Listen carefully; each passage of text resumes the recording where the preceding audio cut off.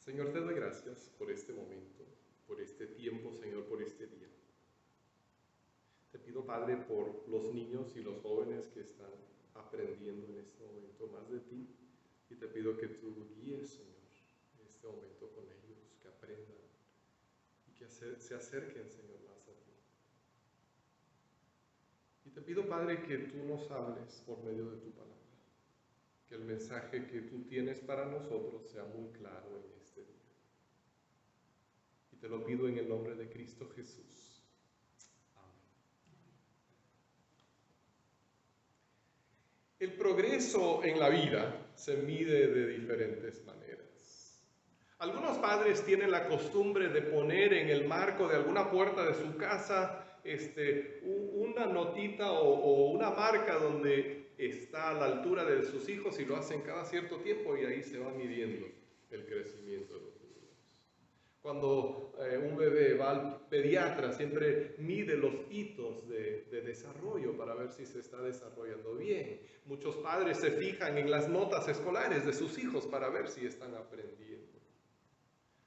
Se cuenta la historia de un hombre que tenía un perro que era muy inteligente, a tal grado que decidió mandarlo a la universidad.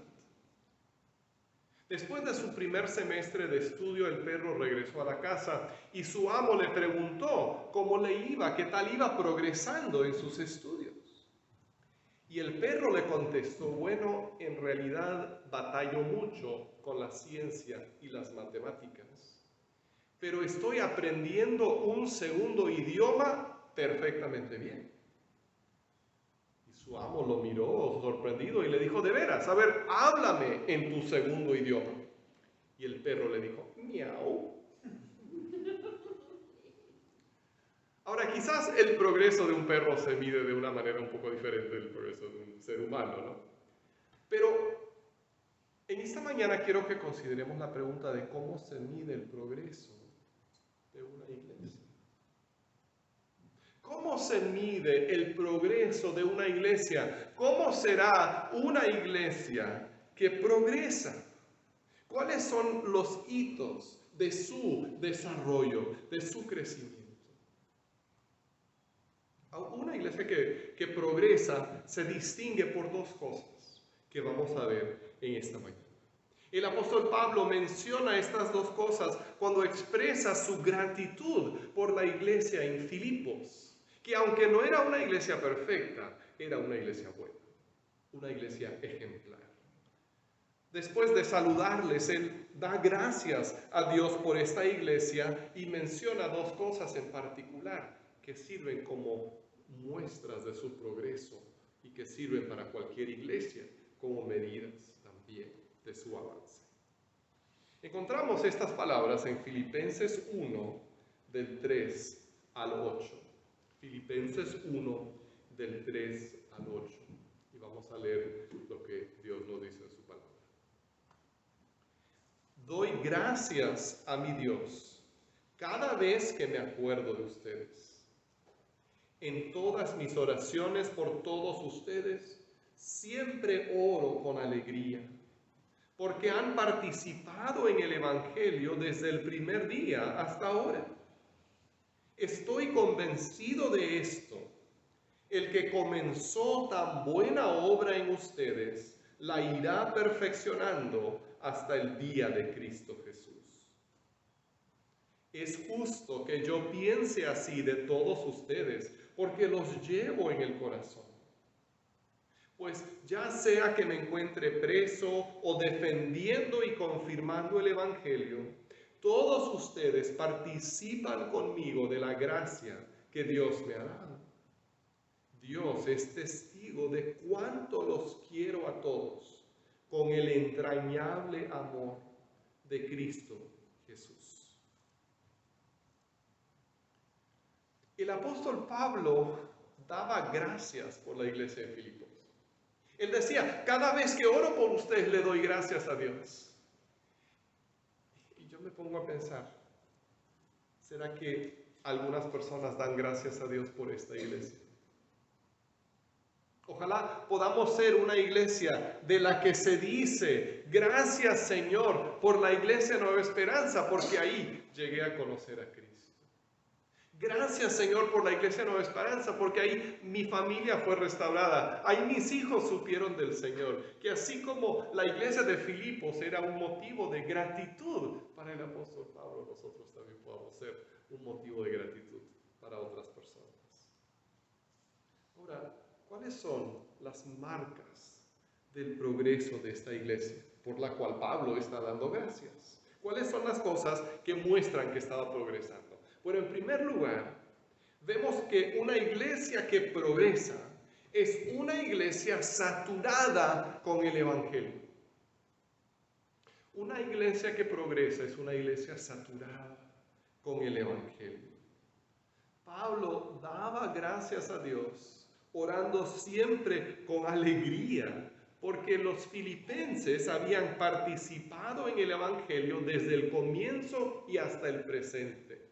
¿Te das cuenta? No era cuestión simplemente de que hubiesen aceptado el Evangelio y luego ya, sino que lo aceptaron cuando Pablo se lo predicó, pero seguían cautivados por el Evangelio y activos en el Evangelio y participando en la extensión del Evangelio. El Evangelio saturaba su vida como iglesia. Ahora, ¿qué es el Evangelio? La palabra Evangelio simplemente significa buenas noticias. Ese es el significado de la palabra.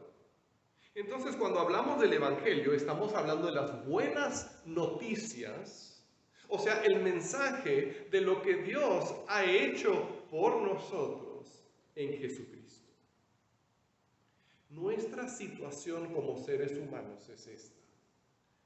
Nuestro pecado nos ha alejado de Dios y nos ha condenado a la muerte eterna. Sin embargo, Dios nos ama.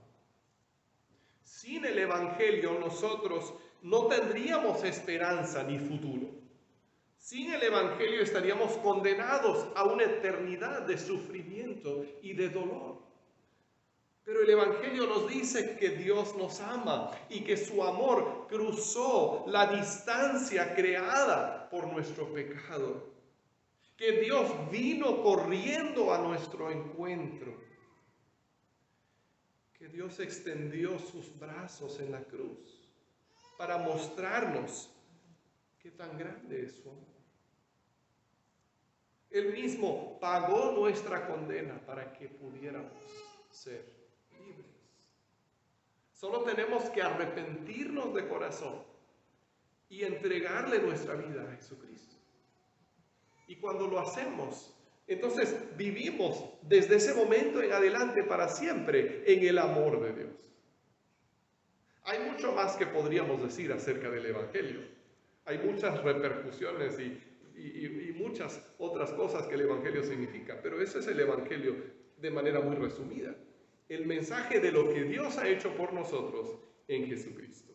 Y la primera marca de una iglesia que progresa es que el Evangelio está en primera plana. Ahora tengo que confesarles una tentación muy particular de los pastores.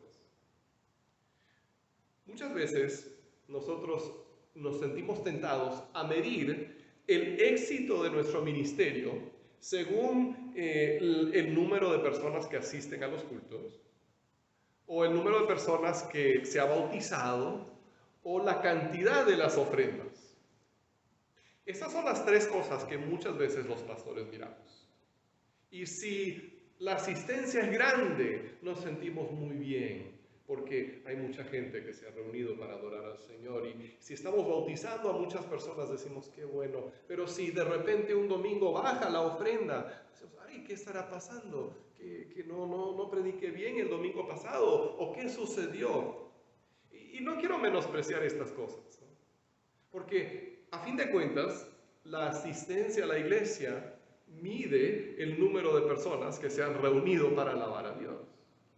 El número de bautismos refleja personas individuales que se han entregado al Evangelio. Y la ofrenda mide también nuestra lealtad y nuestra fidelidad a Dios y sirve para que los ministerios de la iglesia puedan avanzar. Pero he llegado a entender que cometemos un error cuando solo nos fijamos en esos números. Porque hay algo que es más fundamental, algo que es más importante que el número de asistentes o el número de bautismos o la cantidad de las ofrendas. Lo fundamental es el Evangelio. Y si estamos entusiasmados y gozosos y animados por el Evangelio, vamos a querer venir a la iglesia para celebrarlo. Y si estamos proclamando y compartiendo el Evangelio con dependencia en Dios, vamos a ver que hay personas que se entregan. Y si estamos agradecidos con Dios por el Evangelio, entonces vamos a dar nuestras ofrendas. Pero el Evangelio es lo principal, ¿no? Es como si algún padre llevara a su hijo al pediatra para medirlo y después de verlo el pediatra dice, no, lo siento mucho, señor, pero su hijo no está creciendo como debería. Y entonces el padre dice, ya sé lo que vamos a hacer, vamos a agarrarlo y por la noche lo vamos a colgar en el closet para que se vaya estirando. Y todos los días su madre y yo lo vamos a agarrar y lo vamos a jalar, ella por un lado y yo por el otro, para que vaya creciendo. ¿Ustedes piensan que eso va a funcionar? No, porque así no es que crece un niño. Y los padres se están fijando en la cosa equivocada. Si al niño se le alimenta bien, si está sano, si no tiene ninguna enfermedad, entonces el crecimiento se va a dar de manera natural. Entonces, si lo tratamos de estirar artificialmente, estamos tratando de crear un crecimiento, pero que no es real y no va a funcionar. Y lo mismo sucede en la iglesia. Podríamos decir, ay caramba, tenemos que jalar más gente, vamos a regalar cerveza en la entrada y vamos a hacer rifas para que cada domingo el ganador salga con $100 y vamos a traer gente de cualquier manera. A lo mejor sí los jalamos de ese modo, pero el punto no es tener personas en el culto, el punto es que la gente se encuentre con Dios. Y eso solo sucede por medio del Evangelio. Entonces, así como los padres alimentan, cuidan, protegen a sus hijos para que crezcan, si nosotros queremos progresar como iglesia, tenemos que tener el Evangelio como lo más importante. Estar saturados del Evangelio, darle prioridad al Evangelio. ¿Cómo podemos hacer eso? Bueno, en primer lugar, tenemos que valorar el Evangelio personalmente. A veces nosotros somos como cubetas que tienen un agujero. Que en algún momento de nuestra vida el Evangelio nos llenó. Y estábamos entusiasmadísimos con saber que Dios nos había perdonado y que ahora Dios es nuestro papá y le podemos hablar en oración y vemos cómo Él obra en nuestra vida y es una alegría, pero con el tiempo, como si tuviera una gotera esa cubeta, el entusiasmo se va yendo. Y tenemos que predicarnos a nosotros mismos el Evangelio. Y también tenemos que compartirlo con otros. Hablamos de tantas cosas, pero ¿por qué no hablamos del Evangelio con nuestros hermanos? No me refiero solamente a evangelizar a otros, pero también con nuestros hermanos, con nuestros hijos. Si Dios te ha llamado la atención con lo que Él ha hecho en tu vida, entonces compártelo. Tenemos que darle prioridad al Evangelio si queremos ser una iglesia que progresa. Y entonces vamos a encontrar también oportunidades para compartirlo con otros. Y una de las cosas que más mantiene a una iglesia entusiasmada y alegre es ver cómo hay personas que se acercan a Dios por medio del Evangelio y se bautizan. Y ese entusiasmo es contagioso y vamos animándonos otra vez. Así que la primera medida de una iglesia que progresa es que una iglesia que progresa está saturada con el Evangelio. La segunda medida del progreso de una iglesia es que colabora con Dios. Una iglesia que progresa es una iglesia que colabora con Dios. Ahora, quiero que observemos con mucho cuidado otra vez los versículos 6 y 7. El versículo 6 es muy conocido y con buena razón, ¿no? Dice, estoy convencido de esto, el que comenzó tan buena obra en ustedes, la irá perfeccionando hasta el día de Cristo Jesús. Es justo que yo piense así de todos ustedes, porque los llevo en el corazón. Pues ya sea que me encuentre preso o defendiendo y confirmando el Evangelio, todos ustedes participan conmigo de la gracia que Dios me ha dado. El primer versículo nos muestra que Dios siempre está obrando y nos da la confianza de que Él va a terminar lo que comienza. Entonces, si Dios ha comenzado una obra en nosotros y en tu vida, Él no la va a dejar a medias. Eso nos deja con mucha seguridad. Ninguno de nosotros está aquí en esta mañana por casualidad.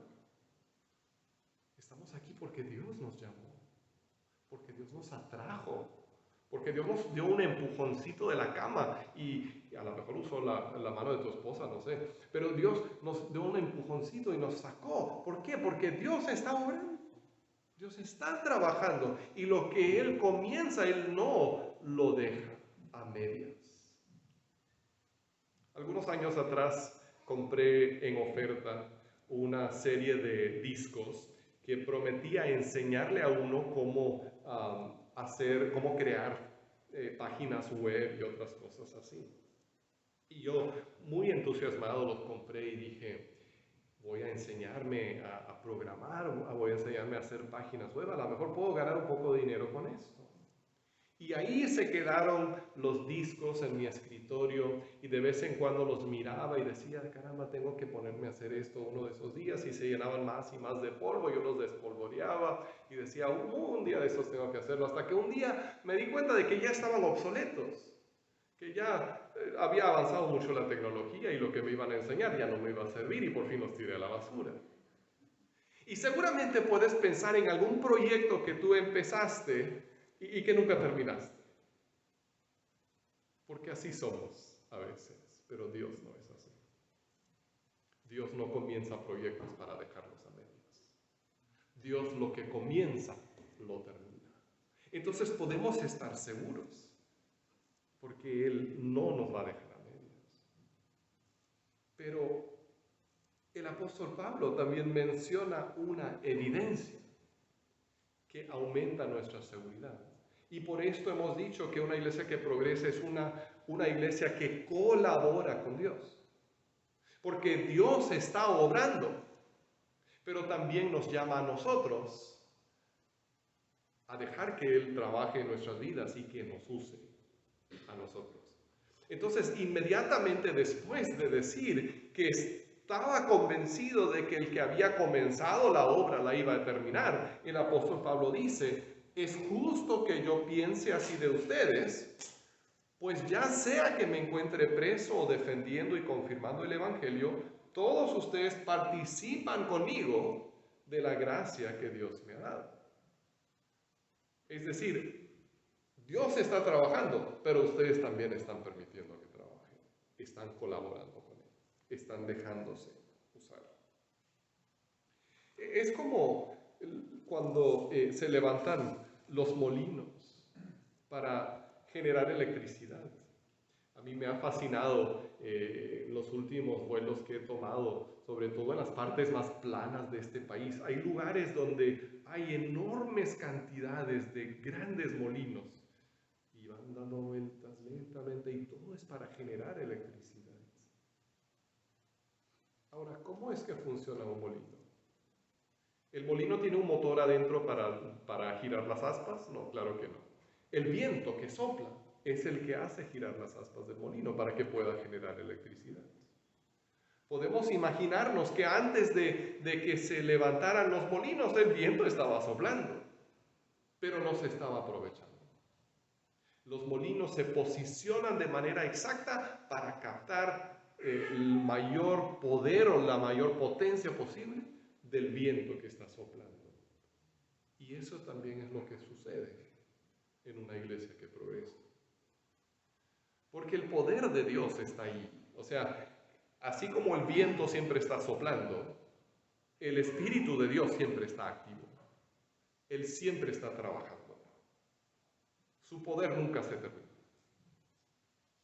Pero lo que nos toca a nosotros hacer es colocarnos de tal manera que su poder sople a través de nosotros. Que su poder nos use, nos lleve, que obre a través de nosotros para hacer cosas grandes.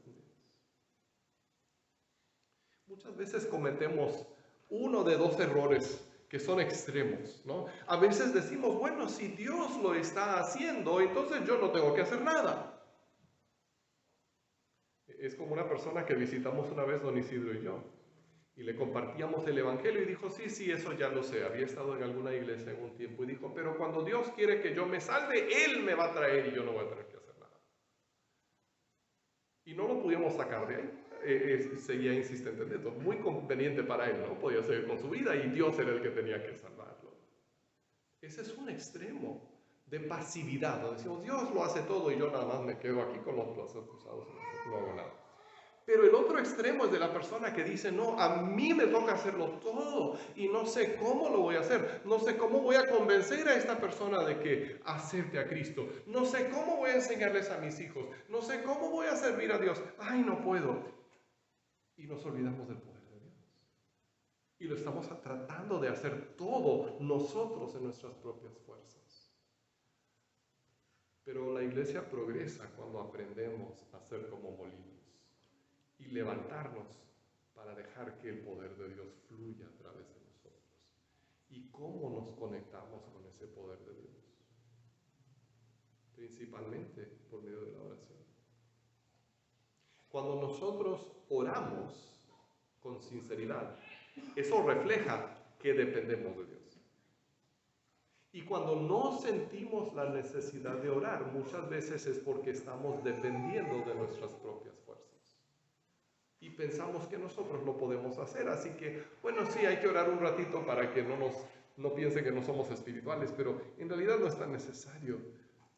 Conforme más sentimos la urgencia y la necesidad de pasar tiempo en oración, más nos vamos a alinear como las aspas de ese molino para que el Espíritu de Dios fluya. Y entonces lo que hacemos para Dios, lo hacemos en su poder y no en nuestras propias fuerzas. Y ahí es donde empezamos a ver resultados y transformación. Cuando una iglesia se satura del Evangelio y colabora con Dios en su obra, entonces el producto es alegría y amor. Al principio de la oración, el apóstol Pablo expresa la alegría que le causa recordar a los filipenses. Y al final menciona el amor que les tiene, el cariño, que es un amor entrañable, el amor de Jesús.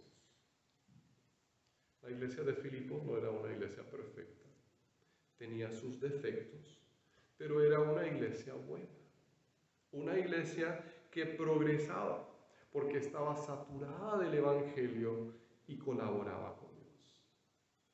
Ahora, si nos analizáramos a nosotros mismos y nos comparáramos con esa iglesia, ¿podríamos decir lo mismo? ¿Valoramos el Evangelio? ¿Le damos la prioridad que debe tener? ¿Lo compartimos, lo recordamos, hacemos memoria todos los días de lo que Dios ha hecho por nosotros? ¿Lo amamos?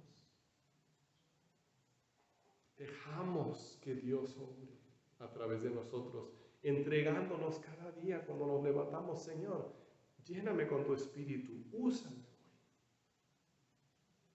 Yo sé que nuestro futuro será brillante. pase lo que pase en el mundo, porque el Evangelio es verdad y porque el poder de Dios está trabajando. Pero no nos quedemos atrás. Caminemos juntos en el Evangelio y en el poder de Dios. Vamos a orar. Padre, gracias por el amor que tú nos has mostrado en el Evangelio.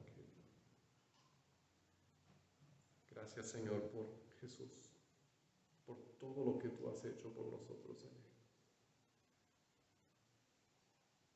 Y ahora quiero, Señor, invitar a tu Espíritu Santo a llenarnos. Que podamos experimentarlo, Señor, como tú quieras, con la libertad que te pertenece.